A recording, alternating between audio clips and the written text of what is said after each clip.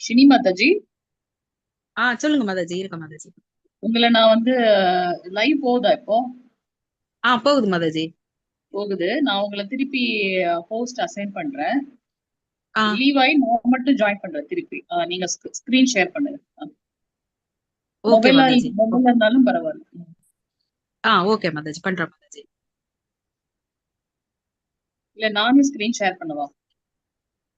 இருங்க ஒரு நிமிஷம். நீங்க எப்படி சொல்றீங்களோ அப்படி மாதாஜி. நான் பண்றதா இருந்தா பண்ணிக்கிறேன், இல்ல நீங்க பண்றதா இருந்தாலும் ஓகே தான் மாதாஜி. மொபைல்ல தான் வர மாதிரி இருக்கும். ஓகே, நானே பண்ணிக்கிறேன் மாதாஜி. என்ன கோபோஸ் பண்ணுங்க. எனக்கு ஒரே ஒரு நிமிஷம். என்னால கோஹோஸ்ட் பண்ண முடியல மாதாஜி. ஓகே, அதான் அப்போ ப்ராப்ளம். என்ன ஹோஸ்ட் பண்ணுங்க, நான் எல்லாரையும் கோஹோஸ்ட் பண்ணிக்கிறேன் மாதாஜி. ஒரே ஒரு நிமிஷம். கிருஷ்ணா பிரபு எனக்கு வந்து அனுப்பிச்சாங்க.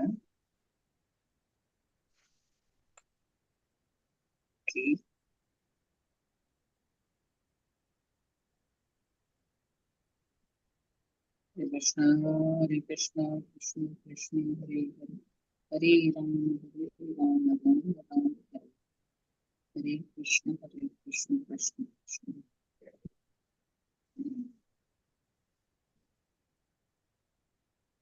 நான் ஸ்கிரீன் ஷேர் பண்றேன், தெரியுதான்னு பாருங்க. தெரியறது மாதாஜி, தெரியறது. தெரியுது இல்லையா? தெரியுது மாதாஜி. தெரியறது தெரியறது. 6வது வரைக்கும் படிச்சோமா? ஆமா மாதாஜி, 6ல படிக்கணும் மாதாஜி. பக்தி ரசானதன் என்று மரியாத சுவையினை பக்தி ரசாமிருதா, அது படிக்கணும் மாதாஜி. அந்த பேராகிராஃப் படிக்கணும் மாதாஜி. போகத்தியாகும் இதெல்லாம் பார்த்தோம். உள்ளத 81.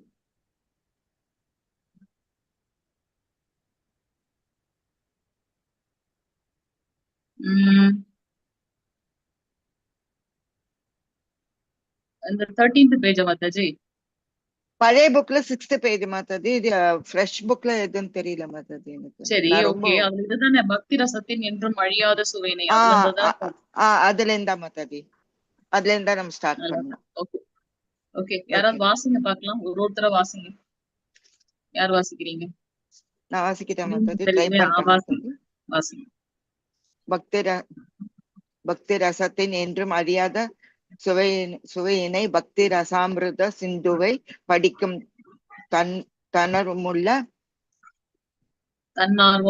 தன்னார்வமுள்ள ஒரு மாணவனால் புரிந்து கொள்ள முடியும். பக்தி ரசம் அல்லது கிருஷ்ண உணர்வை மேற்கொள்வதானது ஒருவனது கவலையை போக்கி அவனை புண்ணிய வாழ்விற்கு இட்டு செல்லும். ஒருவனுக்கு உன்னத வாழ்வினை அருள்வதின் மூலம் முக்கியத்தின் மதிப்பினை குறைக்கும். முக்தி உணர்வு உண்டாகுவதற்கு பக்தி ரசமே போதுமானதாகும். ஏனென்றால் அது பரமபுருஷன் பகவான் கிருஷ்ணன் கவனத்தை ஈர்க்கின்றது. பொதுவாக புதிய பக்தர்கள் கிருஷ்ணர் அல்லது கடவுளை காண்பதில் ஆர்வமுடையவர்களாக இருக்கின்றனர். ஆனால் கடவுளை காணவோ அல்லது உணர்வோ தமது தற்கால கூர்முங்கிய உலகினில்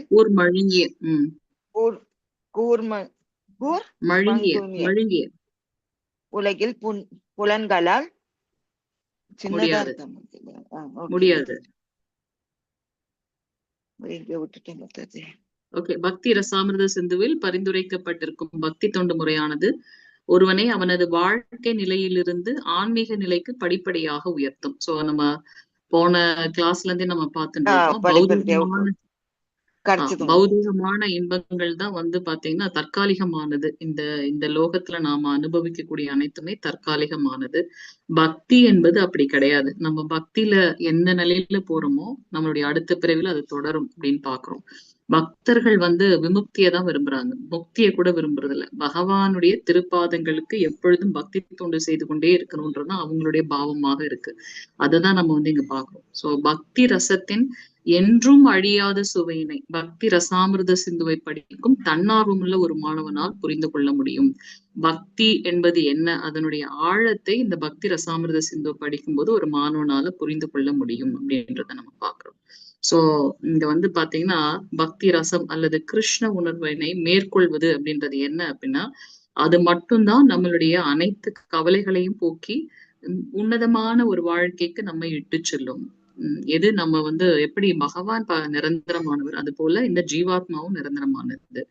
நம்மளுடைய சுபாவம் அல்லது இயற்கை என்ன அப்படின்னா பக்தி தொண்டு செய்து கிடப்பது பகவானுக்கு அப்படின்னு பாக்குறோம். சோ இங்க வந்து அதுதான் வந்து ஒரு உன்னதமான நிலை. மத்த இந்த பௌதிகமாக இல்ல இங்க மற்றவர்களுக்கு செய்யக்கூடிய தொண்டு எல்லாமே பாத்தீங்கன்னா அது தற்காலிகமானது, நிலையற்றது. அதுல வரக்கூடிய வருவதெல்லாம் இன்பமே கிடையாது அப்படின்றத நம்ம பாக்குறோம். ஆனா பகவானுக்கு அப்படி இல்லை. சோ நம்ம அவரை நோக்கி ஒரு அடி எடுத்து வச்சுன்னா அவர் 1000 அடிகள் வைக்கின்றார். சோ முக்தியின் மதிப்பினை குறைக்கும். அதாவது இந்த பக்தியில நம்ம தொண்டு செய்யும் போது முக்தி கூட வேண்டாம்னு தோணுமா, அதுதான் வந்து பக்தர்கள் பாவமாக இருக்கு. பகவான் வந்து நமக்கு முக்தி கூட கொடுத்துருவாரு, ஆனா பக்தி கொடுக்க மாட்டார். ஏன் அப்படின்னா பக்தி கொடுத்துட்டான்னா அந்த பக்தனுக்கு பகவான் அடிமையாகி விடுகின்றார் அப்படின்னு பாக்குறோம். இந்த நிறைய கதைகள்ல கூட பாக்குறோம் இல்லையா, ஆழ்வார்களுடைய கதைகளை பாக்குறோம். ஆழ்வாருடைய சீடன் தான் அந்த காஞ்சிபுரத்தை விட்டு போறார். உடனே அவர் வந்து என்ன சொல்றார், உன்னுடைய பாம்பு படுக்கையை சுருட்டி கொள் அப்படின்னு சொல்லிட்டு உடனே பகவானும் அவர் கூடவே போயிடுறார், ஆழ்வாருக்கு கூடவே போயிடுறாரு. சோ பகவான் பக்தனுக்கு கட்டுப்பட்டவர் அப்படின்னு பாக்குறோம். அப்புறம் பக்தி எவ்வளவு உயர்ந்தது, முக்தியை காட்டிலும் உயர்ந்தது அப்படின்னு பாக்குறோம். முக்தி உணர்வு உண்டாவதற்கு பக்தி ரசம் போதுமானது. ரசம் என்பது ஒரு விதமான உறவு, அல்லது நம்ம எப்படி அவங்க கிட்ட என்ன பாவத்துல இருக்கோம் அப்படின்றதான் அந்த ரசம். சோ அந்த பக்தி ரசம் தான் போதுமானது எதற்கு, முக்தி உணர்வுக்கு அப்படின்னு பாக்குறோம். சோ அதுதான் அவர் வந்து பரமபுருஷ பகவான் கிருஷ்ணருடைய கவனத்தை ஈர்க்கின்றது. பக்தன் தனக்காக என்ன ஒரு நிலையில இருக்கான் அப்படின்றத எடுத்து காட்டுறதே இந்த பக்தி அப்படின்றத பாக்குறோம். சோ பொதுவாக இந்த புதிய பக்தர் நியோஃபைட்ஸ் கிருஷ்ணர் அல்லது கடவுளை காண்பதில் ரொம்ப ஆர்வமாக இருக்காங்க. யார் கடவுள் காட்டுங்க. ஆனா அதற்கு பகவானை பார்க்கக்கூடிய உயர்ந்த நிலைக்கு நாம போயிருக்கோமா? நம்மளுடைய புலன்கள் எல்லாம் இங்க வந்து புரோபா சொல்றார், கூர் மழுங்கிய அத்தனை ஷார்ப்பானது கிடையாது. அது ஏன் அப்படின்னாக்கா அதுதான் இந்த கலியுகத்தோட தன்மையும் கூட. புலன்கள்லாம் குறைபாடு உள்ளது, ஆயுட்காலம் கிடையாது, சண்டை சச்சரவுகள் நிறைந்த இது. திடீர்னு நம்ம வந்து சண்டை போட ஆரம்பிச்சிரும், மன சஞ்சலமானது, அதெல்லாம் வந்து இந்த கலியுகத்தோட தன்மைகள் அப்படின்னு பாக்குறோம், இங்க இருக்கக்கூடிய மக்களுடைய தன்மைகள். அப்ப இந்த புலன்களை கொண்டு நாம பகவானை பார்க்கக்கூடிய அந்த உயர்ந்த நிலைய உணர முடியாது. பக்தி ரசாமிர்த சிந்துவுல பரிந்துரைக்கப்பட்டிருக்கக்கூடிய பக்தி தொண்டு முறை அந்த என்ன சொல்லப்பட்டிருக்கோ அது வந்து ஒருத்தரை வாழ்க்கை நிலையிலிருந்து ஆன்மீக நிலைக்கு படிப்படியாக உயர்த்தும். சோ இந்த பக்தி ரசாமிர்த சிந்துவை பத்தின அறிமுகத்தை நம்ம பார்த்துட்டு இருக்கோம். சோ இந்த பக்தி ரசாமிர்த சிந்துவை படிக்கிறதன் மூலமாக நாம பக்தியை முழுவதுமாக புரிந்து கொண்டு கொஞ்சம் கொஞ்சமாக நாம ஆன்மீகத்துல முன்னேற முடியும் அப்படின்றத பாக்குறோம். அங்க ஒரு பக்தன் அனைத்து நிலைகளிலும் பரிசுத்தம் அடைகின்றான். அந்த உயர்ந்த பிரேம நிலை பாக்குறோம். அந்த பிரேம நிலை போகும்போது ஒரு நிலையிலும் நாம வந்து நம்மளை சுற்றி இருக்கக்கூடிய கலங்கங்கள்ல இருந்து விடுபடுறோம். பக்தி ரசத்தோடு நித்திய தொடர்புடையவையாக இருக்கும் பொழுது புலன்களால் பரிசுத்தம் அடைய முடியும். எப்பவும் நாம பக்தி தொண்டு செய்து கொண்டு பகவானுடைய அந்த பக்தியில நம்ம தொடர்ந்து இருக்கும்போது நம்மளுடைய புலன்கள் பரிசுத்தம் அடையும். இதை எப்படி புரிஞ்சுக்கிறது, நம்ம பாக்குறோம் காலையில மங்களார்த்தியில ஆரம்பிக்குது நம்மளுடைய அது நமக்கும் பகவானுக்கும் உள்ள அந்த தொடர்பு. அப்ப நம்மளுடைய கண்கள் பரிசுத்தம் அடைகின்றது. அவர் பிரசாதம், நம்ம வீட்டுல பிரசாதம் பண்றது பகவானுக்காக நம்ம நைவேத்தியம் பண்றோம், அவருக்காக அர்ச்சனை பண்றோம், அவருக்காக ஆர்த்தி பண்றோம். சோ இப்படியாக நம்மளுடைய புலன்கள் கொஞ்சம் கொஞ்சமாக பரிசுத்தம் அடைகின்றது. இந்த தூய்மையான புலன்கள் பகவானின் தொண்டுல ஈடுபடும் பொழுது ஒருவன் பக்தி ரச வாழ்வில் நிலை பெறுகின்றான். இப்படி நம்மளுடைய புலன்கள் எல்லாம் பரிசுத்தம் அடைந்து அந்த தூய்மையான நிலையில பகவானுக்கு பக்தி தொண்டு செய்யும் போது அந்த உயர்ந்த நிலையில நாம நிலை பெற்று விடுகின்றோம். அப்படின்னா என்னது, மீண்டும் தாழ்ந்த நிலைக்கு போறதே கிடையாது, அதுல அப்படியே நிலைத்து நிற்கின்றோம். உன்னத பக்தி ரச வாழ்வில் கிருஷ்ணரின் திருப்திக்காக செய்யப்படும் எச்செயலும் நித்தியமாக சுவைக்கக்கூடியதாகும். சோ அந்த மேன்மையான எதையும் எதிர்பார்க்காம அனன்ய பக்தி, கலப்படமற்ற தூய்மையான பக்தியை செய்யும் போது எப்படி செய்யறோம்? அதை எப்படி கலப்படமற்றது? ஏன்னா என்னுடைய இன்பத்திற்காக இல்ல, கிருஷ்ணனுடைய திருப்திக்காக நாம செய்யக்கூடிய எந்த செயலுமே நித்தியமானதாக, சுவை மிகுந்ததாக இருக்கு அப்படின்றத நம்ம பாக்குறோம். சோ இப்படி பக்தி தொண்டில் ஒருவன் ஈடுபடும் பொழுது எல்லா வகையான ரசங்களும் நிலைத்து வாழ்கின்றன. நம்ம பாக்குறோம் இல்லையா? 12 விதமான ரசங்கள் இருக்கு. அதுல முதன்மையானது 5 விதமான ரசங்கள்.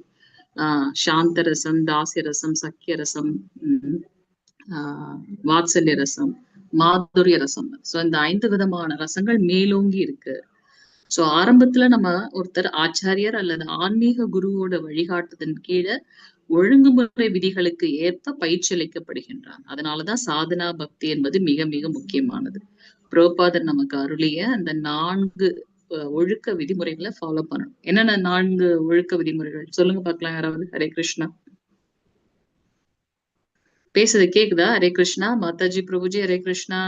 கேக்குறது மாதாஜி. கேக்குது மாதாஜி. ஹரே கிருஷ்ணா. கேக்குது சொல்லுங்க மாதாஜி. பாக்கலாம் என்னென்ன அந்த 4 ஒழுக்க விதிமுறைகள்?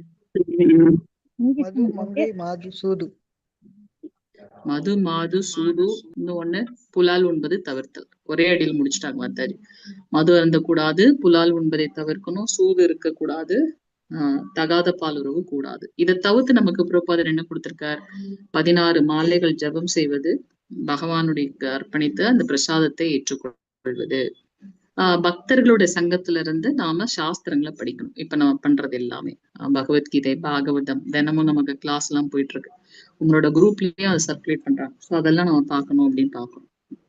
சோ இங்க ஒரு ஆச்சாரியர்கள் கிட்டதான், அதுக்காக தான் முதல்ல நம்ம ஒரு ஆச்சாரியர்கிட்ட சரணாகதி எடுத்துக்கொண்டு அவருடைய வழிகாட்டுதலின் மூலமாக தீட்சை பெற்று நாம பக்தியில முன்னேறணும். சோ இங்க என்ன பாக்குறோம்? அந்த விதிமுறைகளுக்கு ஏற்ப பயிற்சி. நம்ம எல்லாமே கிருஷ்ண கான்சியஸ பிராக்டிஸ் தான் பண்றோம். படிப்படியாக அவன் உயர்நிலை அடையும் பொழுது பக்தி தொண்டு புறத்தூண்டுதல் அற்றதாகும். அதாவது இப்ப நம்ம பண்ணியாகணும், 16 மாலை முடிக்கணும் அப்படின்னு ஒரு நியமம் இருக்கிறதுனால நம்ம அதை பண்றோம். ஆனா நம்ம தொடர்ந்து இதை பண்ணிட்டே இருக்கும்போது என்ன ஆகும்? நம்ம அறியாம அதுல நிலைத்து நின்றுவோம். அப்ப புறத்தூண்டுதல் யாரும் சொல்லியோ இல்ல நம்ம இதை சப்மிட் பண்ணுன்றதுக்காக நம்ம பண்ண மாட்டோம். கிருஷ்ணருக்கு தொண்டு செய்யும் தன்னார்வம் உடையதாகவும் ஆகின்றது. சோ இது எந்த ஒரு வெளியில இருந்து யாரும் சொல்றதுனால இல்ல, ஆட்டோமேட்டிக்கா நம்மளோட இதுல அது வந்துரும். சோ கிருஷ்ணருக்கு தொண்டு செய்யும் தன்னார்வம் உடையதாகவும் ஆகின்றது.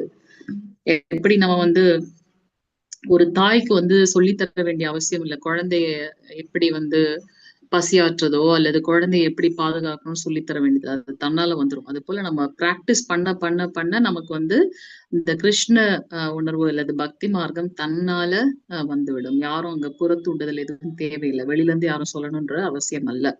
சோ இது நம்மளுக்கு எப்படா காலையில மங்களாத்தி பார்ப்போம், எப்ப பகவானை போய் பார்ப்போம் அப்படின்றது வரும். அதனாலதான் ஆச்சாரியர்களுடைய வழிகாட்டுதலின் மூலமாக பக்தர்களோட சங்கத்துல இருந்து நாம இந்த பக்தியை பிராக்டிஸ் பண்ணணும். சோ இந்த நூலில் 12 வகையான ரசங்கள் உள்ளன. நம்ம இப்ப பார்த்தோம் இல்லையா? 12 விதமான ரசங்கள், முதன்மையான 5 ரசங்கள். அதன் மூலமாக கிருஷ்ணருடனான நமது உறவினை புதுப்பித்துக் கொண்டோம் என்றால் நாம் நிறைந்த ஞானம் மற்றும் ஆனந்தத்தில் நிலையாக வாழலாம். இதுதான் உயர்ந்த ஞானம். எனக்கும் பகவானுக்கும் உள்ள உறவை புரிந்து கொள்வதற்காக கிடைக்கப்பெற்ற ஒரு வாழ்வுதான் இந்த மனித வாழ்க்கை. ஏன்னா இந்த மனித வாழ்க்கையிலதான் அந்த மனித உடம்பை பயன்படுத்தி தான் பக்தி தொண்டு முழுவதுமாக நம்ம செய்ய முடியும். இதுதான் உயர்ந்த ஞானம். அப்படி அந்த உயர்ந்த ஞானத்தில் நம்ம செயல்கள் செய்யும் போது ஆனந்தத்தில் நிலையாக வாழ்றோம். சோ இங்க யாரேனும் ஒருவர் மீது அன்பு செலுத்தும் நமது பொதுவான மனப்பாங்கே வாழ்வின் அடிப்படைய கொள்கையாக இருக்கின்றது. இது உண்மைதான். நம்ம யாருக்காச்சும் அன்பு செலுத்தணும், ஏன்னா அதுதான் நம்மளுடைய சுபாவமாக இருக்கு. ஒருவர் மீதும் அன்பு செலுத்தாது எவராலும் வாழ முடியாது. உண்மைதான் இல்லையா? யாரோ ஒருத்தர் மேல ஒரு அட்டாச்மெண்ட் இருக்கும். இந்த மனப்பாங்கு எல்லா உயிர்களிடத்தும் இருக்கின்றது. செயலொடுங்கிய நிலையில் புலியை போன்ற ஒரு கொடிய விலங்கிடம் கூட இந்த அன்பு காணப்படுகின்றது. எந்த செயலும் செய்ய முடியாம ஒரு கொடூரமாக இருக்கக்கூடிய அந்த விலங்கு கிட்ட கூட இந்த அன்புன்றது இருக்கு. அது தன்னுடைய குழந்தைகிட்ட அன்பா இருக்கு. அது மனிதர்களிடம் நிச்சயம் காணப்படுகின்றது, நம்ம கிட்டயும் இருக்கு இல்லையா? எனினும் இதில் காணப்படாதது என்னவென்றால், எல்லோரும் இன்புற்றிருக்க நாம் நமது அன்பினை எங்கு செலுத்த வேண்டும் என்பதுவே. எல்லாருக்கும் தெரியும் நம்மளுடைய சுபாவமே அன்பு செலுத்துறதுதான் அப்படின்னுட்டு. ஆனா எல்லாரும் இன்பமயமாக இருக்கணும் அப்படின்னா நாம எங்க வந்து அன்பு செலுத்தணும் அப்படின்றது தெரியல. எதற்காக சைத்தன்ய மகாபிரபுவோடது வந்து உலகளாவிய கிருஷ்ண பக்தி இயக்கம். பிரபுபாதர் எதுக்கு வந்து international society for Krishna consciousness வச்சாரு? எல்லாரும் இதுல வந்து இன்பம் அடைய வேண்டும், எல்லாரும் கிருஷ்ண பக்தி செய்ய வேண்டும். சோ நம்மளுடைய அன்பு மற்றவர்களுக்கும் வந்து பயனுள்ளதாக இருக்க வேண்டும். எல்லோரும் இன்புற்றிருக்க நாம் நமது அன்பினை எங்கு செலுத்த வேண்டும் என்பது புரியாத நிலையில நம்ம இருக்கோம். இந்த காலத்துல மனித சமுதாயம் ஒருவருக்கு அவன் தனது தேசத்தை, குடும்பத்தை அல்லது அவனையே நேசிக்கும்படி கற்றுக் கொடுக்கின்றது. ஆனா எல்லோரும் இன்புற்றிருக்கும் வண்ணம் அவன் தனது அன்பு மனப்பான்மையை எங்கு வைத்தல் வேண்டும் என்பது பற்றிய குறிப்பு இதில் இல்லை. எல்லாரும் வந்து நம்மளுடைய தேசத்தை பாதுகாக்கணும், அது மேல பற்று இருக்கணும், குடும்பம், சமுதாயம். ஆனா நிரந்தரமான உண்மையான அன்பை எங்க வந்து நம்ம செய்யணும் அப்படின்றது கற்றுக் கொடுக்கப்படல. இதில் இல்லாத குறிப்பு எது என்றால் கிருஷ்ண பகவானை பற்றிய சிந்தனை தான். இது உண்மைதான். நாம பகவானை தவிர்த்து மத்த எது மேல நம்ம எல்லாரும் இதை வந்து அனுபவிச்சிருப்போம். நம்ம இவங்கதான் ரொம்ப உயிருக்கு உயிரா இருக்காங்க அப்படின்னு ரொம்ப அன்பா இருந்திருப்போம். ஆனா ஒரு கட்டத்துல நமக்கு தெரியும் அதுவும் வந்து பொய்யான ஒன்று, அது ஒரு மாயை அப்படின்றத நம்மளால புரிந்து கொள்ள முடியும். அது ஃபேமிலியா இருக்கட்டும், ஃப்ரெண்ட்ஸா இருக்கட்டும், உறவினர்களாக இருக்கட்டும். சோ அது எல்லாமே வந்து பாத்தீங்கன்னா அது அதுக்காக அன்பு வைக்கக்கூடாதுன்னு இல்லை. அது உண்மையான இது கிடையாது. சோ நம்மளுடைய அன்பு என்பது எங்க வைக்கணும் அப்படின்னாக்கா கிருஷ்ணரிடத்தில். அதுதான் வந்து உண்மையான ஒன்று. பக்தி ரசாமிரத சிந்து படிக்கிறதுனால நமக்கு என்ன பலன்றதை நம்ம பார்க்கிறோம். கிருஷ்ணர் மீதான நமது அன்பினை தூண்டி நாம் நமது ஆனந்தமயமான வாழ்வினை அனுபவிக்கும் இடத்தில் எவ்வாறு நிலை பெறுவது என்பதை நமக்கு கற்றுக் கொடுக்கின்றது.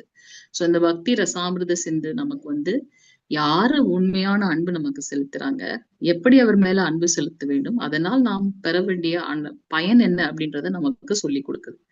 ஆரம்ப நிலையில ஒரு குழந்தை தனது பெற்றோரை நேசிக்கின்றது, பிறகு உடன் பிறந்த சகோதர சகோதரிகளை நேசிக்கிறோம். அது கொஞ்சம் கொஞ்சமா வளர்ந்ததுக்கு அப்புறம் தனக்குன்னு ஒரு குடும்பம், சமுதாயம், இனம், நாடு அப்படின்னு போயிடுது. ஆனா மனித குலம் முழுவதுமே அவன் நேசித்த போதிலும் கூட அவனது அன்பு நிறைவின்றி இருக்கின்றது. அங்க வந்து உண்மையான பூரணமானது இல்ல.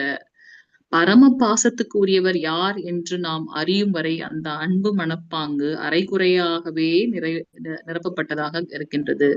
சோ நம்மளுடைய அன்பு கிருஷ்ணரின் மீது வைக்கப்படும் பொழுது மட்டுமே முற்றிலும் திருப்தி அடைகின்றது.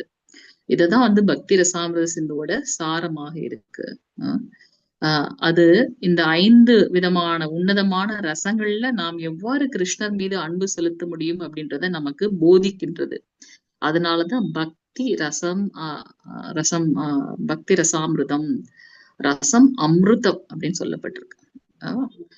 அந்த அமிர்தத்தை உண்ணுவதனால் நமக்கு என்ன பலன்?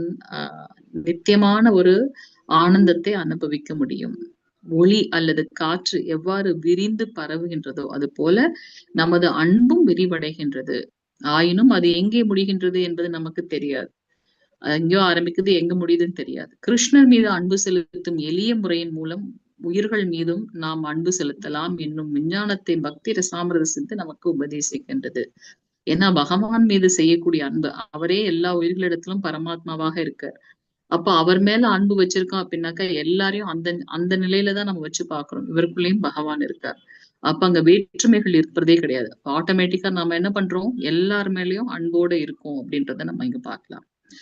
மனித சமுதாயத்தில் அமைதியும் இணக்கமும் உண்டாக்க நாம் தவறிவிட்டோம். உண்மைதான். இப்ப நடக்கக்கூடிய அந்த சண்டை சச்சரவுகள், உள்நாட்டு கலவரம், வெளிநாட்டு கலவரம், 2 நாடுகளுக்கு மத்தியில என்னென்ன விஷயங்கள் போகுது, இதெல்லாம் இந்த மனித சமுதாயத்துக்கிட்ட இந்த உண்மையான அன்பு எங்க செலுத்தணும்ன்ற சொல்ல மறந்துட்டோம் அப்படின்றத நம்ம பார்க்கலாம்.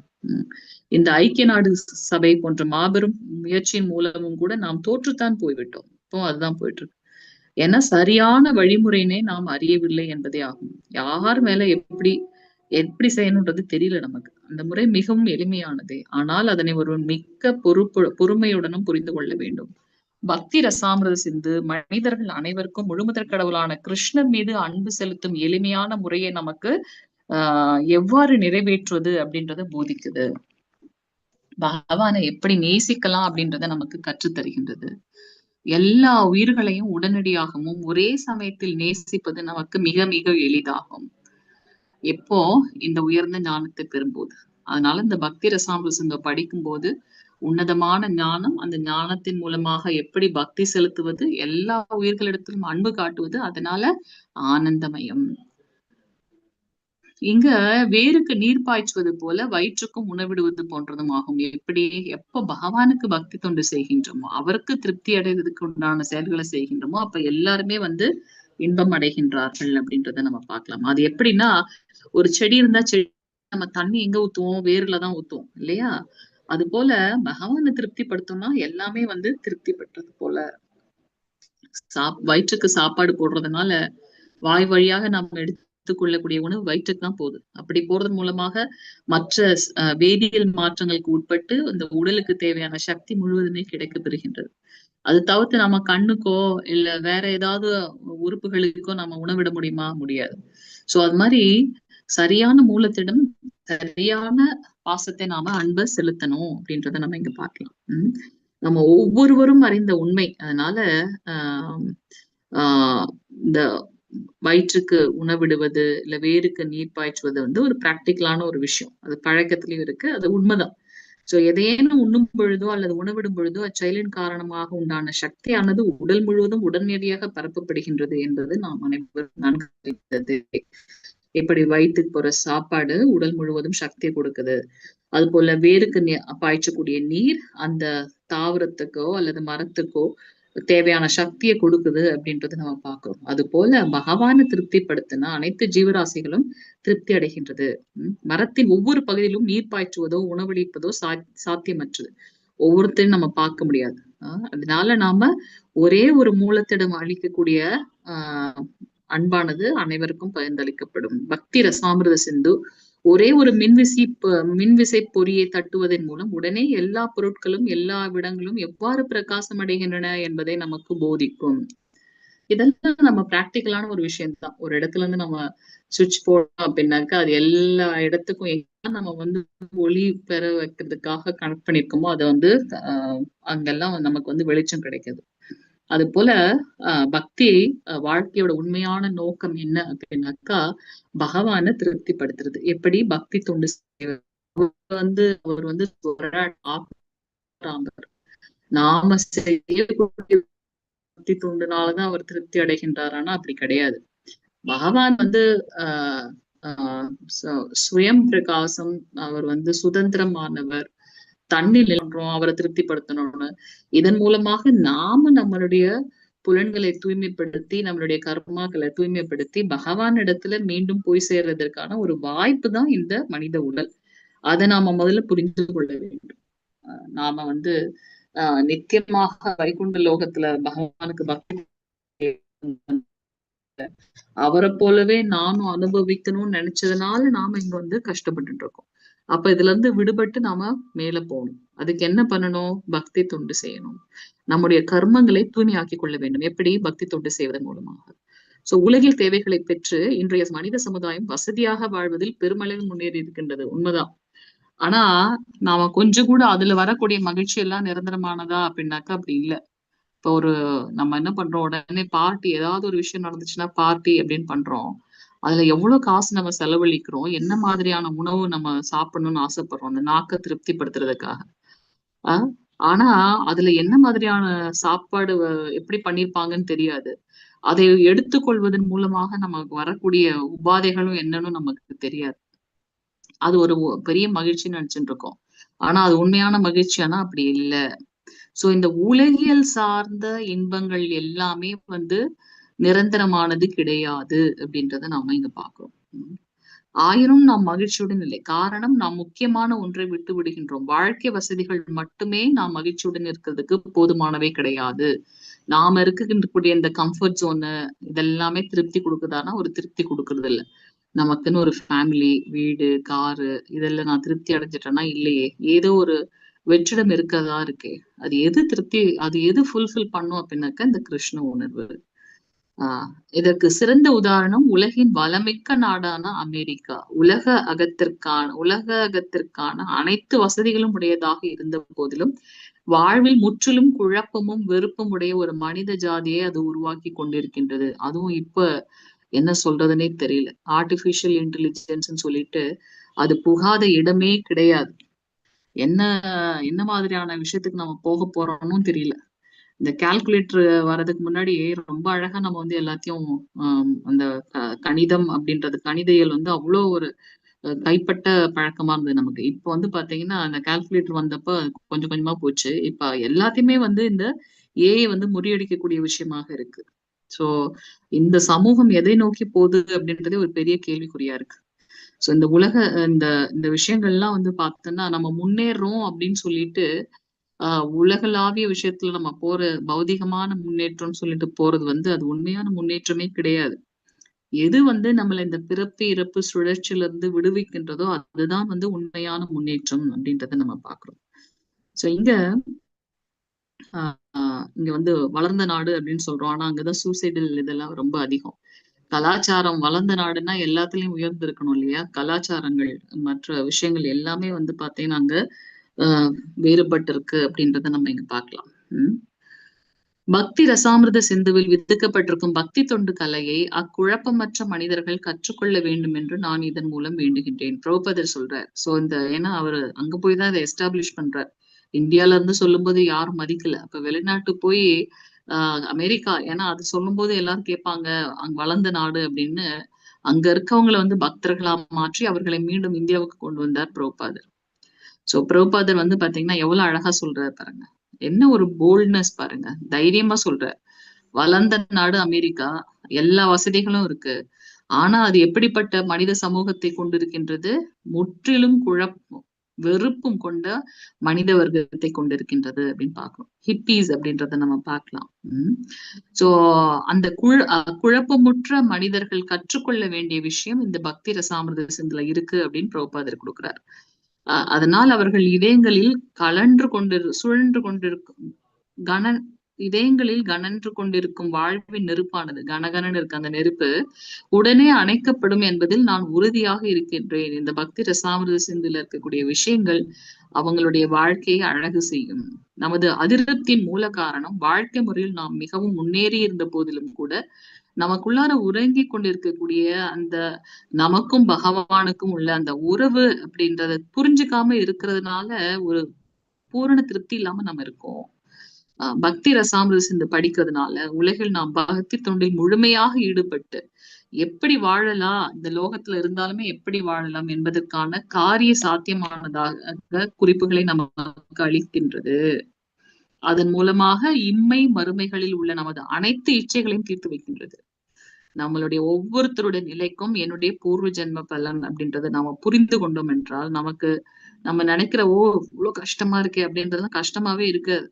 சோ அந்த ஒரு பக்குவமான நிலைக்கு நம்ம வந்துடும் எப்ப இந்த பக்தி ரசாமிர்த சிந்துவை படிக்கும் பொழுது. வாழ்க்கை முறையினை கண்டிப்பதற்காக பக்தி ரசாமிர்த சிந்து படைக்கப்படவில்லை. மாறாக சமயவாதிகளுக்கும் தத்துவவாதிகளுக்கும் பொதுமக்களுக்கும் கிருஷ்ணரை எப்படி நேசிக்கிறது அப்படின்னு சொல்றதுக்காகத்தான் இந்த பக்தி ரசாமிர்த சிந்து. அதற்கான ஒரு சிறிய முயற்சி அப்படின்றத பிரபுபாதர் சொல்றார். இந்த லௌகீக கவலைகள் இல்லாம ஒருத்தன் வாழணும் அப்படின்னாக்கா நாம பக்தி ரசாமிர்த சிந்துவை படித்து அதுல இருக்கக்கூடிய ஞானத்தை பெற்று பக்தி மார்க்கத்தை கடைபிடிக்கணும். அவன் கிருஷ்ணரை நேசிக்கும் கலையை கற்றுக்கொள்ள வேண்டும். இந்த பௌதிகமான கஷ்டங்கள் வேண்டாம். அதே சமயத்துல பகவானை எப்படி நேசிக்கணும் அப்படின்ற கலையை கற்றுக்கொள்ள வேண்டும். தற்சமயம் நாம் காதலுக்கான நமது மனப்பாங்கினை பயன்படுத்த பல்வேறு வழிகளை கண்டுபிடித்திருக்கின்றோம். ஆனால் நடைமுறையில் நாம் உண்மை நோக்கமான கிருஷ்ணரை இழந்தவர்களாக இருக்கின்றோம். நாம் மரத்தின் அடிவேரை தவிர அதை பிற பகுதிகளுக்கெல்லாம் நீர் ஊற்றி கொண்டிருக்கின்றோம். உண்மைதான் இல்லையா? நாம பகவானை விட்டாச்சு, மத்தது எல்லாத்தையும் ரொம்ப கெட்டியமா பிடிச்சுட்டு இருக்கோம். அதனுடைய பலன் நம்மளுடைய ஒரு செயலையும் நான் எனது அப்படின்ற அது தலை தூக்குது, அகங்காரமும் மமகாரமும்.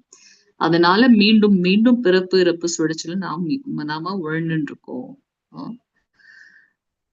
எல்லா வழிகளிலும் நாம் நமது உடலினை உறுதியுடையதாக வைக்க முயல்கின்றோம். ஆனால் வயிற்றுக்கு மட்டும் உணவளிப்பதை புறக்கணிக்கின்றோம். கிருஷ்ணரை இழப்பது என்பது ஒருவன் தனது ஆத்மாவை இழக்கின்றான் என்று பொருளாகும். பகவானை புரிந்து கொள்ளாம இருக்கிறது அந்த ஆத்மா உணர்வை நாம புரிந்து கொள்ள முடியாத ஒரு நிலை. சோ ஏன்னா நமக்கும் பகவானுக்கும் உள்ள உறவை புரிந்து கொண்டு பக்தி மார்க்கத்தை எடுக்கிறதுக்கு தான் இந்த மனித உடல். அதே மறந்துட்டு மற்ற விஷயங்கள்ல நாம ரொம்ப ஈடுபாடோட இருக்கும்.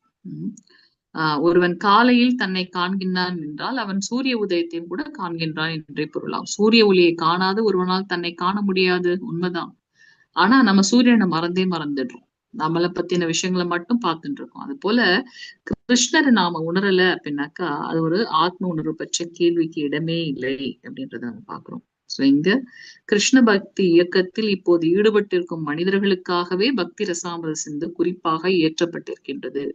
நம்ம முன்னமே பார்த்தது போல சைத்தன்ய மகாபிரபு நமக்காக சிக்ஷாஷ்டம் மட்டும்தான் கொடுத்திருக்காரு. தன்னுடைய டிசைபிள்ஸ், தன்னுடைய சீடர்கள் 6 கோஸ்வாமிகளுக்கு அவர் இட்ட கட்டளை, நீங்க பக்தர்களுக்காக அந்த ஒழுக்க விதிமுறைகள்லாம் எப்படி ஃபாலோ பண்ணுன்றதுக்காக அவர் சொன்ன விஷயங்களை எல்லாம் தொகுத்து கொடுத்திருக்காரு. சாஸ்திரங்களை கொடுக்கணும், அர்ச்ச விக்கிரக வழிபாடு எப்படி செய்யணுன்றத கற்றுக் கொடுக்க வேண்டும், கிருஷ்ணலீலை நடந்த இடத்தெல்லாம் புனரமைக்கணும். இது 3 சொல்லப்பட்டிருக்கு. அதன் வாயிலாக இந்த ஸ்ரீல ரூப கோஸ்வாமிகள் நமக்கு பக்தி ரசாமிர்த சிந்துவுல பக்தியை பத்தி நமக்கு சொல்லி கொடுத்திருக்காரு.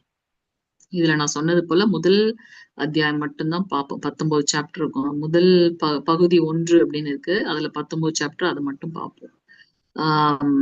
இப்போது கிருஷ்ண பக்தி இயக்கத்தை மேலை நாடுகளில் வளர்ப்பதற்கு எனக்கு ஆக்கமும் ஊக்கமும் அளிக்கின்ற எனது அனைத்து நண்பர்களுக்கும் சீடர்களுக்கும் எனது உளப்பூர்வமான நன்றியின் பணியுடன் சமர்ப்பிக்கின்றேன். பிரபுபாதர் எவ்வளவு உயர்ந்த ஆச்சாரியர். அவர் பாருங்க, அந்த கிராட்டிடியூட், நன்றி உணர்வு, நம்ம அவருடைய ஒரு விஷயத்துல இருந்தும் நம்ம சில விஷயங்களை கற்றுக்கொள்ள வேண்டும். இங்க பாக்குறோம் எப்படி தன்னுடைய சீடர்களுக்கும் நண்பர்களுக்கும் அந்த நன்றி உணர்வோடு எப்படி பணிவுடன் சமர்ப்பிக்கின்றேன் அப்படிங்கிற. மேலும் எனது அன்பிற்குரிய சீடர் ஸ்ரீமான் அயானந்த பிரம்மச்சாரி, ரொம்ப முக்கியமான விஷயம். அவர்கள் அளித்த உதவினை நான் நன்றியோடு ஏற்றுக்கொள்கின்றேன். மகா இலக்கியத்தை வெளியிடுவதற்கு பெரும் முயற்சி மேற்கொண்ட இஸ்கான் அச்சகத்தின் அனைத்து இயக்குநர்களுக்கும் எனது நன்றி உரித்தாக அப்படின்னு சொல்லி பிரபுபாதர் இஸ்கான் தலைமை நிலையம் 1970 ஏப்ரல் 13 அவரு கொடுத்திருக்காரு. லாஸ் ஏஞ்சல்ஸ் கலிபோர்னியால வாட்சேஹோ அவென்யூ அங்கிருந்து நமக்கு இதை அமைச்சிருக்கார். அடுத்து இது வரைக்கும் நம்ம அறிமுகம் பார்த்தோம். இதுல அவர் குறிப்பிட்டிருக்கக்கூடிய தன்னுடைய சீடனோட பெயர் என்ன அப்படின்னாக்கா அயானந்த பிரம்மச்சாரி அப்படின்றத நம்ம பாக்குறோம். சோ இங்க முழுவதுமாக நம்ம பார்த்தது என்ன அப்படின்னாக்கா பக்தி அப்படின்றதுதான் மிக உன்னதமானது, உயர்ந்தது அப்படின்றத நம்ம பாக்குறோம். பக்தி செய்யும் போது மட்டும்தான் அது உன்னதமான பூரணமான அன்பை நமக்கு எடுத்து காட்டுகின்றது. இந்த மனித உடல் எடுத்ததுக்கு உண்டான நோக்கமே அதுதான் அப்படின்றத நம்ம பாக்குறோம். வேற யாராவது முன்னுரை வாசிக்கிறீங்களா? ஹரே கிருஷ்ணா. பிரபுஜிஸ் யாராவது இருக்கீங்களா? ஹரே கிருஷ்ணா. பிரபுஜிஸ் யாராவது இருக்கீங்களா? வாசிங்க.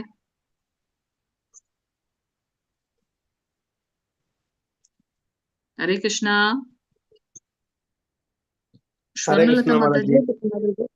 வாசிங்க பிரபு. ஹரே கிருஷ்ணா பிரபு. முன்னுரை வாசிங்க. தெரியுது இல்லையா? ஸ்கிரீன் தெரியுதா? ஸ்கிரீன் தெரியுது மாதாஜி. ஹரே கிருஷ்ணா. தெரியுது மாதாஜி. வாசிங்க பிரபு. பிரபு வாசிங்க. சிந்தை செய்யாது அதில் நிந்தி விளையாடும். எங்க வாசிக்கிறீங்க நீங்க? முன்னுரை, தெய்வ அருள் வேண்டுதல், அதுல இருந்து ஸ்டார்ட் பண்ணுங்க. புத்தகம் வச்சிருக்கீங்களா? இல்ல மாதாஜி. ஸ்கிரீன் பார்த்து தானே வாசிக்கிறீங்க. உங்களுக்காக கொஞ்சம் பேச. இப்ப பாருங்க, இப்ப தெரியுதா? தெரியுது மாதாஜி. தெய்வ அருள் வேண்டுதல். பகவான் ஸ்ரீ கிருஷ்ணரே முதல் கடவுளாகவும் காரணங்களுக்கெல்லாம் மூல காரணமாகவும் அனைத்து ரசங்கள் அல்லது உறவுகளின் உறைவிடமாகவும் விளங்குகிறார். அந்த ரசங்கள் ரௌத்ரம், சீனம்,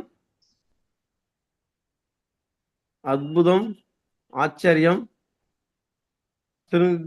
சிருங்காரம், காதல், ஹஸ்யம், நகை, வீரம், தயா, பீபத்சம், அல்ல அது அருவருப்பு, தயானா கருணை, கருணை, அப்படின்னா தொண்டு. தாசியம், தொண்டு, சக்கியம், நட்பு,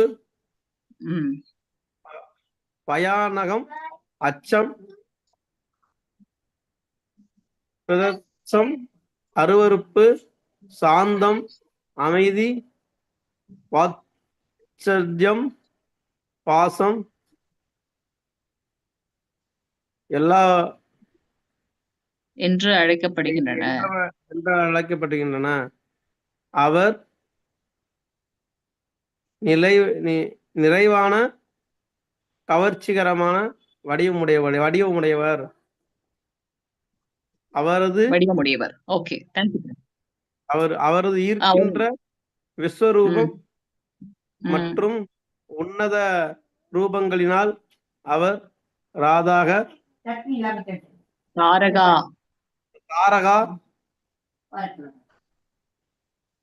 அவரது பாலிகா, சியாமா, லலிதா, இறுதியில் ஸ்ரீமதி ராதாராணி ஆகியோரின் தலைமையில் கீழுள்ள அனைத்து கோவில்களையும் தாம் வசப்படுத்தினார்.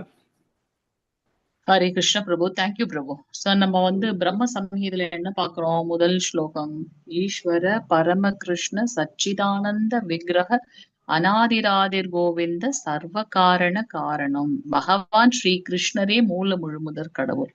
ஈஸ்வர பரம கிருஷ்ணர், பகவான் ஸ்ரீ கிருஷ்ணரே ஈஸ்வரர். அவரே சர்வ காரண காரணம், எல்லா காரணங்களுக்கும் காரணமாக பகவானே இருக்கார். சோ அனைத்து ரசங்கள், அனைத்து உறவுகளோட உறைவிடம் பகவானே இருக்கார். ஸ்ரீமத் பாகவதம் படிக்கும் போது இன்னும் நமக்கு தெளிவு பிறக்கும். பாக்குறோம் 12 விதமான ரசங்கள். இந்த மாதிரியான ரசங்களோட பகவானோட நாம உறவு கொள்ள முடியும். ஒண்ணு வந்து ரௌத்ரம் அப்படின்னாக்கா கோபம், சினம். நம்ம வந்து பார்க்கலாம் எப்படி வந்து மகாபாரத போர் நடக்கும்போது பீஷ்மர் வந்து சொன்னார் இல்லையா, நான் வந்து பகவான் சொல்றார், நான் நிராயுத பாணியாக ஒரு பக்கம் இருப்பேன், என்னோட படைகள் எல்லாம் இன்னொரு பக்கம் இருக்கும். அப்ப இந்த வாய்ப்பை கொடுக்கும்போது அர்ஜுனன் வந்து சொல்றாரு, எனக்கு நீங்க மட்டும் இருந்தா போதும், நான் நிராயுத பாணியா இருப்பேன்ப்பா, பரவாயில்ல, நீங்க மட்டும் இருந்தா போதுன்றார். அப்போ நான் ஆயுதம் ஏந்த மாட்டேன் அப்படின்னு சொல்றாரு பகவான். அப்ப பீஷ்மர் வந்து பாத்தீங்கன்னா யுத்த வைராக்கியம், பகவானை வந்து அந்த போர்க்கு வீரனாக பார்க்கணும் அப்படின்றது அவருக்கு ஆசை. அப்ப அவர் என்ன சொல்றார், ஆயுதம் ஏந்தாம விட மாட்டேன் அப்படிங்கிறாரு கிருஷ்ணர் கிட்ட. பகவான் ஆயுதம் ஏந்த மாட்டேன்னு சொல்றார். அவருடைய பரம பக்தனான பீஷ்மர் என்ன சொல்றார், உங்களை ஆயுதம் ஏந்தாம நான் விட மாட்டேன், உங்களை அந்த கோபம் கொண்ட வீரனாக உங்களை பார்க்கணும்னு எனக்கு ஆசைன்னு சொல்றார். பகவான் பக்த வச்சலன் இல்லையா, தன்னுடைய வாழ்க்கை பக்தனுடைய, அதனால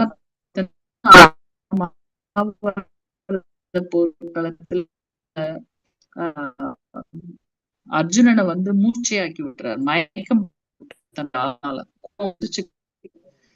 கை எதுவுமே ஆயுதமே இல்ல, இருந்தா பண்றாரு, தேரோட சக்கரத்தை என்ன பண்றாரு, தீஷ்மரை வந்து அடிக்கிறதுக்காக போறார். அப்படியே வந்து கைகூப்பி பிதாமகர் வந்து அவருடைய அந்த ரூபத்தை பார்த்து ரொம்ப ஆனந்தமா அப்படி உடனே அர்ஜுனன் என்ன நீங்க இந்த பிக்சர் நிறைய இதுல நீங்க பாத்து இந்த சீன் வந்து இருக்கும், நீங்க வந்து காகிதம் ஏத மாட்டேன்னு சொல்லியிருக்கீங்கன்னு அவர் நினைவுபடுத்துறாரு. சோ பகவானோட நம்ம இங்க 12 விதமான ரசங்கள்ல உறவு கொள்ள முடியும். ரௌத்ரம், சினம், அற்புதம், ஆச்சரியமான ஒரு விஷயங்கள், அவருடைய லீலைகள், இதெல்லாம் பார்க்கும்போது ரொம்ப ஆச்சரியமாக இருக்கு. ஸ்ருங்காரம், அவர் மேல காதல் கொள்வது. ஹஸ்யம், புன்னகைக்கிறது, சிரிப்பு. அவருடைய லீலைகள்லாம் பார்த்து கோபியர்கள்லாம் அவ்வளவு ஒரு இன்பமயமாக ரசிச்சு ரசிச்சு பகவானுடைய லீலைகளை பார்த்தாங்களாம்.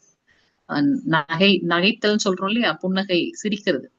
வீரம், கோபமாக வீரமாக அவர் இருக்கிறது, தயா கருணை ரூபத்துல இருக்குது, தாசியம் அவரோட அந்த தொண்டு செய்து, தாசியம்னா என்ன, ஒரு சேவகன் போல அடிமை போல அவர் நினைச்ச அடுத்த மாத்திரம் அவரு மனசுல நினைக்கிறத உடனே செஞ்சு முடிக்கிறது ஹனுமன் நம்ம பாக்குறோம். சக்கியம் சகா நம்ம வந்து சுதாமாவை பாக்குறோம், அர்ஜுனனை பார்க்கலாம்.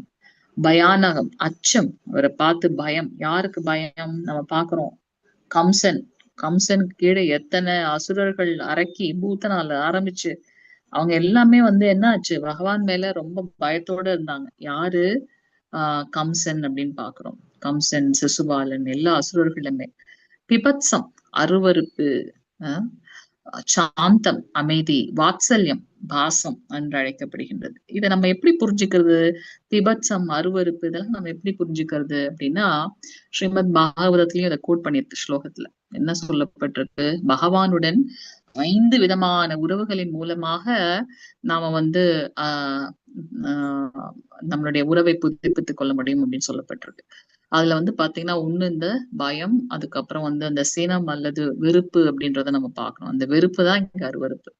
எக்ஸாம்பிள் வந்து ஹிரண்யாக்ஷன் ஹிரண்யகசிபு இல்லையா, ஹிரண்யாக்ஷனை கொண்டதுக்கு அப்புறம் ஹிரண்யகசிபுக்கு பகவானுடைய நாமத்தை கேட்டாலே ஒரே அருவருப்பா இருக்கும். தன்னுடைய மகனை பிரலாத் மகாராஜனை தூக்கி எறிகிறார். எவ்வளவு ஒரு வெறுப்பு இருந்தது அப்படின்னாக்கா, தன்னுடைய மகன் என்ன மேல இருந்து கீழே உருட்டி ஒரு மதம் பிடிச்ச யானையை கொண்டு மிதிக்க விடுறாரு, பெரிய நெருப்புக்குள்ளார வந்து குழந்தைய இறக்குறாரு. இப்போ அந்த அளவுக்கு பகவான் மேல அருவருப்பு அப்படின்றத நம்ம பார்க்கலாம். சோ இந்த 12 விதமான ரசங்கள்ல மேலோங்கி இருப்பது அந்த 5 விதமான ரசங்கள். சோ பகவான் பூரணமானவர் அப்படின்னு பாக்குறோம், நிறைவான கவர்ச்சிகரமான வடிவத்தை கொண்டவர். அவரது ஈர்க்கின்ற விஸ்வரூபம் மற்றும் உன்னத ரூபங்கள்னால அவர் எல்லாருமே ஈர்த்து விடுகின்றார். அதனாலதான் வந்து பாக்குறோம் மதன பகவானுக்கு மன்னனையே மயக்கக்கூடியவரா பகவான் மதன மோகன, அவரையே மயக்கக்கூடியவங்களா ஸ்ரீமதி மதன மோகன சுந்தரி அப்படின்னு பாக்குறோம்.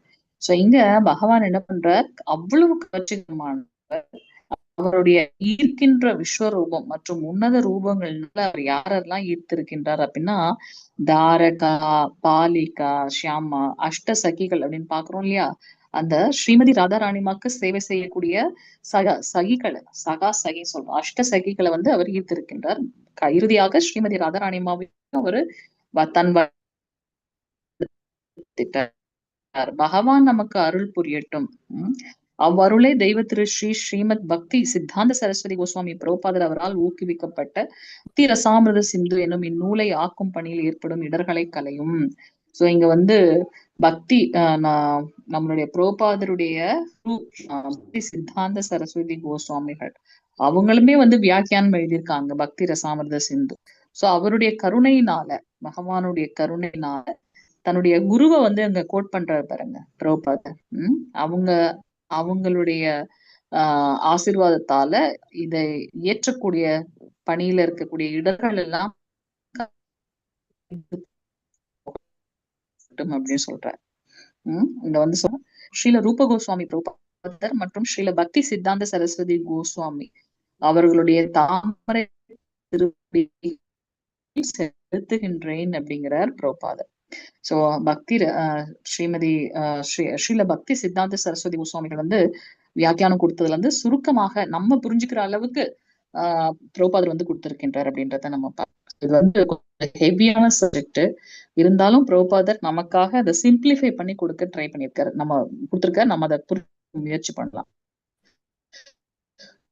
அவர்களால் தூண்டப்பட்டேன் நான் பக்தி ரசாமிருத சிந்துவின் சுருக்கத்தின் தொற்களுற்றேன். அவங்க கொடுத்த அந்த ஊக்கத்தினால, அவருடைய கருணையினால, அவருடைய புத்தகத்துல இருந்து நான் அதை சுருக்கமா கொடுக்குறேன்.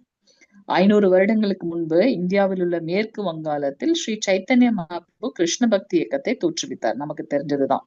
அவரால் முன்மொழியப்பட்ட இறை அறிவியலின் மேற்கு செய்தியே இந்த நூலாகும். அவருடைய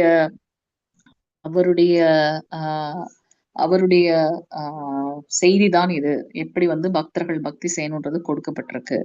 சோ ஸ்ரீல ரூப கோஸ்வாமி இந்த மகா இலக்கியத்தை தமது தமையனாரும் ஆன்மீக குருவான ஸ்ரீ சனாதன கோஸ்வாமிக்கு தமது மரியாதை மிகுந்த வந்தனங்களை சமர்ப்பித்தே தொடங்குகின்றார். அதெல்லாம் வந்து பாத்தீங்கன்னா ஓரத்துல இருக்கும்போது ஜெகநாதருடைய நிலையை பார்த்த உடனே சைத்தன்ய மகாபிரபு வந்து மூர்ச்சையாகி அந்த பிரேம பாவத்துல வந்து விஷயங்களை சொல்றாரு. அதையெல்லாம் தொகுத்து ஸ்ரீல ரூப கோஸ்வாமிகள் நமக்கு கொடுத்திருக்கார். 6 கோஸ்வாமிகளுக்கு எல்லாரும் வந்து பாத்தீங்கன்னா ஸ்ரீ சனாதன கோஸ்வாமியை தன்னுடைய சிக்ஷா குருவா ஏற்றுக்கொண்டார்கள். சோ இங்க அவர் வந்து பாத்தீங்கன்னா ஆஹ் குரு சீட் நம்ம பார்க்கலாம். ஸ்ரீல ரூப கோஸ்வாமி அவருடைய குருவாக இருந்த சனாதன கோஸ்வாமிக்கு மரியாதை கடந்த வழக்கங்களை கொடுத்து இதை வந்து நமக்கு சமர்ப்பித்திருக்கின்றார். இது பக்தி ரசாமிர்த சிந்து கொடுத்திருக்காரு. சோ இது இல்ல அப்படின்னாக்கா நமக்கு பக்தியை பத்தின ஞானமோ அதனுடைய பல்வேறு நிலைகளோ அல்லது எப்படி நாம வந்து நம்மளை செதுக்கி கொள்ள வேண்டும்ன்ற ஞானம் இல்லாம போயிருந்திருக்கும். சோ பக்தி ரசாமிர்த சிந்து அவருக்கு பேரின்பம் அளிக்கும் என்றும் வழிபடுகின்றார். இப்படி சீடர்கள் செய்யக்கூடிய இதெல்லாம் வந்து சேவை. அந்த சேவையின் குரு வந்து சந்தோஷப்பட மகிழ்ச்சி அடைகின்றார். அது வந்து இந்த பக்தி ரசாமிர்த சிந்து என்னுடைய குரு ஸ்ரீல சனாதனுக்கு இன்பத்தை அளிக்கணும் அப்படின்னு அவர் வந்து வழிபடுறார். மேலும் அமிர்த கடலில் வாழ்ந்து கொண்டு ஸ்ரீ சனாதன கோஸ்வாமி ராதா மற்றும் கிருஷ்ணருக்கு செய்யும் தொண்டில் எப்போதும் உன்னத இன்பம் பெறட்டும் என்றும் வழிபடுகின்றார். அந்த சீடருடைய பாவம் பார்க்கலாம். அவருடைய குரு இந்த அவருக்கு வந்து இந்த பக்தி ரசாமிர்த இன்பத்தை கொடுக்கணும். அந்த பாவத்திலே அவர் என்ன பண்ணுவோம், ஸ்ரீமதி ஸ்ரீ கிருஷ்ணருக்கு உன்னதமான அன்பு தொண்டு செய்து கொண்டே அந்த இன்பத்தை பெற வேண்டும். நம்மளுடைய நோக்கத்தை இங்க தெளிவாக கொடுத்திருக்கார் ஸ்ரீல ரூப கோஸ்வாமிகள். அமிர்த கடலில் வந்து கலக்கும் முக்தி என்னும் நதிகளை பற்றி சிந்தை செய்யாது அதில் நீந்தி விளையாடும் சுறாக்களை போன்ற மகா பக்தர்கள் மற்றும் ஆச்சாரியர்கள் அனைவரது வந்தனங்கள் உரித்தாக்க. சோ இங்க வந்து பாத்தீங்கன்னா பக்தி ரசாமிர்த சிந்து இருக்கக்கூடிய அந்த இன்பம் இருக்கு இல்லையா, அது பெருங்கடல் அப்படின்னு சொல்லப்படுது. அதுல வந்து சேரக்கூடிய சின்ன சின்ன இந்த நதிகள் எல்லாம் முக்தி அப்படின்னு சொல்லப்படுது. அதெல்லாம் கவலைப்படாம மகா பக்தர்கள் வந்து முக்தியை பத்தி எல்லாம் கவலைப்படாம அந்த பெருங்கடல்ல இன்பமாக நிலைத்து இருக்காங்க இல்லையா சுறாக்கள் போல, அவங்க எல்லாருக்கும் என்னுடைய வந்தனங்கள் அப்படின்னு சொல்றாரு. கடலில் வந்து ஒன்றாக கலக்கக்கூடிய நதிகளை போல அருவவாதிகள் பிரம்மத்துடன் கலவதில் பேராபமுடையவர்களாக இருக்கிறாங்க. அருவவாதிகள்ன்றவங்க யாரு, பகவானுக்கு ரூபமே இல்லைன்னு சொல்றவங்க.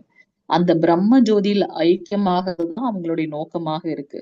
ஆனா அதுதான் பூரணமான கிடையாது. பிரம்ம ஜோதியும் தாண்டி பகவானுடைய அந்த வைகுண்டம் கோலோக விருந்தாவனக்கும் மேல இருக்கு அப்படின்றத நம்ம பார்க்கலாம். கடல் என்பது முக்தியுடனும் நதிகள் முக்திக்கான பல்வேறு பாதைகளுடனும் ஒப்பிடப்படுகின்றன.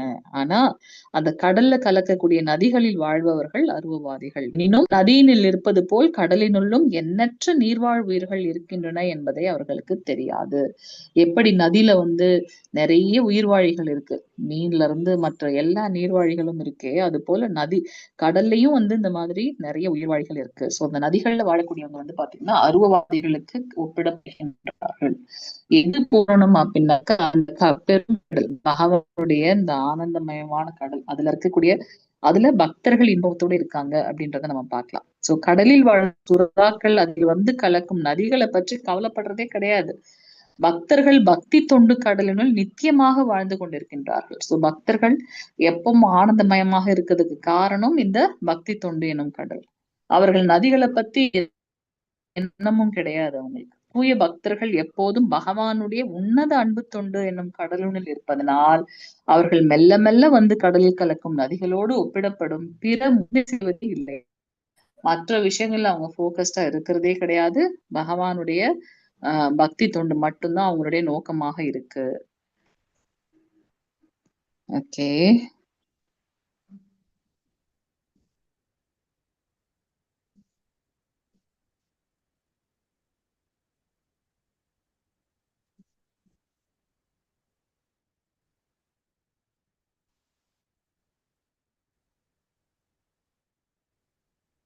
ஓகே. ஸ்ரீ ரூப கோஸ்வாமி தமது ஆன்மீக குருவான ஸ்ரீல சனாதன கோஸ்வாமி கிட்ட பக்தி ரசாமிர்த சிந்துவை பகவானுக்கு செய்யும் பக்தி தொண்டில் தேவையின்றி குறுக்கிடும் வேண்டும்படி வணங்குகின்றார். சோ இங்க வந்து இந்த பக்தி ரசாமிர்த சிந்துவை தத்துவவாதிகள்லாம் இருக்காங்களே, அவங்க கிட்ட எல்லாம் தான் நீங்க காத்தருளணும். அவர்களின் வாதங்களையும் தத்துவங்களையும் அவர் நடுக்கடலில் உள்ள எரிமலை முகடுகளோடு ஒப்பிடுறார். நடுக்கடலில் உள்ள எரிமலை முகடுகள் சிறு துன்பமே விளைவிக்க கூடும். அது போல உச்ச உன்னத உணர்வினை பற்றிய பல தத்துவ ஆய்வுகளை முன்வைக்கும் பகவானின் பக்திக்கு எதிரானவர்களால் பக்தி தொண்டின் கடலுக்கு தீங்கு செய்ய முடியாது. சோ அங்க அல்டிமேட்டா நம்ம என்ன பாக்குறோம், அந்த கடல் என்பது பக்தி பகவானுக்கு பக்தி தொண்டு செய்து எப்பவும் இன்பத்தோட இருக்காங்களே, அந்த இன்பமயமான விஷயம்தான் வந்து இங்க பெருங்கடல்னு பாக்குறோம். அதுல வந்து சேரக்கூடிய நதிகள் எல்லாம் வந்து இந்த பகவானுக்கு மத்த மார்க்கத்துல பக்தி மார்க்கத்தை தவிர்த்து மத்தவங்களும் வந்து பகவானை அடையணும் தானே அவங்களுடைய முயற்சிகள் இருக்கு, அதெல்லாம் பாக்குறோம். ஆனா பக்தர்கள் மற்ற விஷயங்கள்ல போக்கஸ்டா இல்லாம பக்தியில மட்டும்தான் சிறந்து இருக்காங்க. சோ இங்க பக்தி ரசாமிர்த சிந்துவின் ஆசிரியரான ஸ்ரீல ரூப கோஸ்வாமி தாம் இப்பணிக்கு தகுதியுடையவர் என்று பணிவுடன் கருதிய போதிலும் கிருஷ்ண உணர்வினை இந்த உலகமெல்லாம் பரப்புவதற்கு தாம் முயல்வதாக அவையடக்கத்தோட கூறுகின்றார். அவர் வந்து இந்த பக்தி ரசாமிர்த சிந்துவை இயற்றினாலும் இது வந்து சைத்தன்ய மகாபிரபுவோட இயக்க சின்ன ஒரு ஒரு ஒரு உந்துதலாக இருக்குன்றத அவைய ரொம்ப பணிவோட சொல்றாரு. ஸ்ரீல ரூப கோஸ்வாமியின் அடிசுவடினை பின்பற்றி கிருஷ்ண உணர்வினை பரப்பும் அனைவரும் அதே மன உணர்வினை பெறுதல் வேண்டும். ரொம்ப விஷயம், எஸ்பெஷலி நம்ம பக்தி செய்யும் போது ஒரு 3 பேர் நம்மள புகழ்ந்து சொல்லிட்டாங்க, நமக்கு அந்த பாவம் வந்துருச்சுனாக்க திருப்பி. சோ அந்த அகங்காரம் இருக்கக்கூடாது, எப்போதும் அந்த அந்த பணிவோட நம்ம இருக்கணும். ஸ்ரீல ரூப கோஸ்வாமியின் அடிச்சுவடனே நாம் எப்போ பின்பற்ற வேண்டும் அப்படின்றத இங்க வந்து பிரபுபாத ரொம்ப தெளிவா சொல்றார். அவருடைய மூட் என்னன்னு தெரியுது நமக்கு. இங்க அந்த மன உணர்வு வேணும். நம்மை மிகப்பெரிய உபதேசர்களாக நாம் ஒருபோதும் கருதக்கூடாது. நம்ம பெரிய என்ன சொல்றது பிரீச்சர்ஸ் நம்ம நினைக்கவே கூடாது. நம்மை முன்னைய ஆச்சாரியர்களோட கருவிகள் என்றே கருதல் வேண்டும். நமக்கு முன்னாடி இருக்கவர் என்ன சொன்னாரோ அதை தான் நம்ம ஃபாலோ பண்றோம். அப்படி அவர்களோட அடிச்சுவடுகளை பின்பற்றுவோமாயின் வருந்தும் மனித சமுதாயத்தின் நன்மைக்காக நாமும் சிலவற்றை செய்தல் கூடும். ஸோ அதனால நம்மளும் அவங்களுடைய அடிச்சுவடுகளை ஃபாலோ பண்றவங்களாக இருக்க வேண்டுமே ஒழிய பெரிய போதகர்களாக நம்மள நினைச்சுக்கவே கூடாது. அது நம்மளுடைய அழிவுக்கு கொண்டு செல்லும் அப்படின்றத நம்ம பாக்குறோம். அப்படி இருந்தாதான் இந்த மனித சமுதாயத்துக்கு ஏதாவது நன்மைகள் செய்யக்கூடும் அப்படின்னு. மற்றது வந்து நம்ம அடுத்த கிளாஸ்ல நம்ம பார்க்கலாம். வாஞ்ச கல்பதருப்பேஷ கிருபா சிந்துப்பே வச்சு பதிதானாம் பாவனேபியோ வைஷ்ணவேபியோ நமோ நமக अनंत कोटि वैष्णव वृंद की जय। नामाचार्य श्रील हरिदास ठाकुर की जय। जगद्गुरु श्रील प्रभुपाद की जय। नित्य गौरव प्रेमानंदे हरि हरि बोल हरे कृष्णा। நம்ம வந்து இந்த பக்தி ரசாமிர்த சிந்து படிக்கும் போது நம்மளுடைய நிலை என்னென்ன விஷயங்கள்லாம் நம்மளை விட்டு போகணும், நமக்கு வந்து பாத்தீங்கன்னா இந்த ஆசை பேராசை அதெல்லாம் என்ன, எதுல நம்மளுடைய அன்பு உண்மையாக இருக்கணும், இந்த விஷயங்கள்லாம் புரியும். இன்னும் நம்ம டீட்டெயிலா படிக்கலாம். என்னோட கிளாஸ் சார்ந்து ஏதாவது கேள்விகள் கருத்துக்கள் இருந்தா கேட்கலாம். மத்தாது இந்த 5 பக்தி ரசாமிர்தம் ஒரு வாட்டி கூட கொஞ்சம் எக்ஸ்பிளைன் பண்ண முடியுமா மத்தாது ஷார்ட்டா? 5 ரசங்களா? ரசங்கள் 5 ரசங்கள். 5 ரசங்கள். சாந்த ரசம், தாசிய ரசம், சக்கிய ரசம், வாத்சல்ய ரசம், பெற்றோர்கள் குழந்தையா நினைச்சுக்கிறது வாத்சல்ய ரசம், மாதுரிய ரசம் காதல், கோபியர்கள் கொண்ட அன்பு. ஓகே ஓகே முத்தாஜி, தேங்க்யூ முத்தாஜி. ஆனா இது கீதை பக்கத்து இது கொஞ்சம் கஷ்டமா தான் இருக்கு மத்தாஜி, படிக்கிறதே கொஞ்சம் கஷ்டமா தான் இருக்கு. ஆமா, இது கொஞ்சம் ரொம்ப பிலாசபியானது மத்தாஜி, கொஞ்சம் ஸ்லோவா தான் போகணும், அதை புரிஞ்சுட்டு தான் அப்படி போகணும். மண்டேல இருந்து என்னோட மற்ற ப்ராப்ளம் சால்வ் ஆயிடும். அப்ப நமக்கு கேமரா ப்ராப்ளம் இருக்கு, மண்டேல இருந்து நம்ம பாத்துக்கலாம். Okay Mataji, thank you Mataji. Hare Krishna Mataji. Thank you Mataji. Thank you Mataji. Hare Krishna. Hare Krishna Mataji. Thank you Mataji. ஏன் பண்றேன் நான் மாதாஜி, கேள்விகள்